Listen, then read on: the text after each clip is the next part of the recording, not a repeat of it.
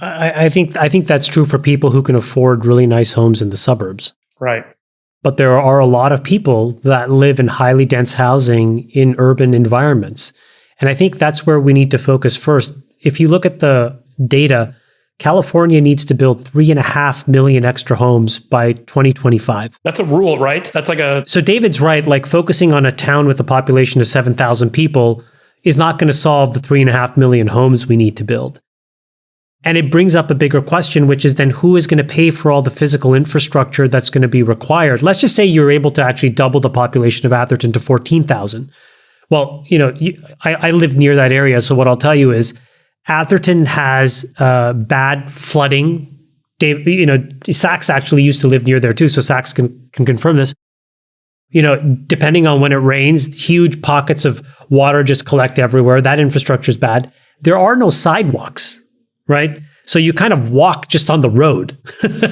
So cars whipping by, could pick you off at any moment. Now, those were decisions that, as David said, the residents of that town made decades ago because of the lifestyle that it created. And they traded away a highly dense urban environment. Whereas if you just moved a mile, south, there are parts of Menlo Park and parts of Palo Alto that are already in a situation to absorb very dense housing where you could put that extra 7,000 or 8,000 people pretty easily. Chamath, what do you do when those people in that neighborhood in Menlo Park say, I don't want another apartment building here. I want it to be down the road in Atherton, right? How do you resolve this conflict?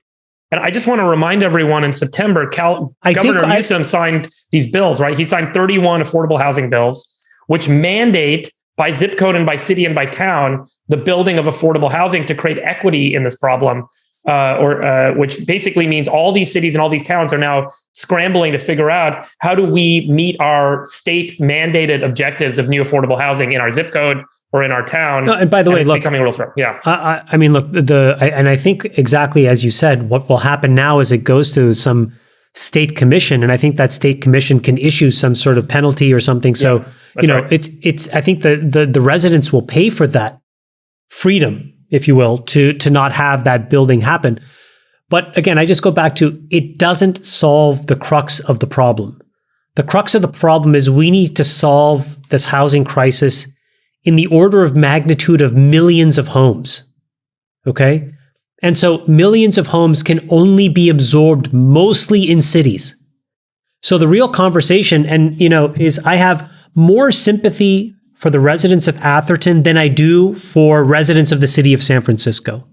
Okay, because there is dense housing in San Francisco. There already is an infrastructure, social services that were designed and built. There are sidewalks. Again, simple example.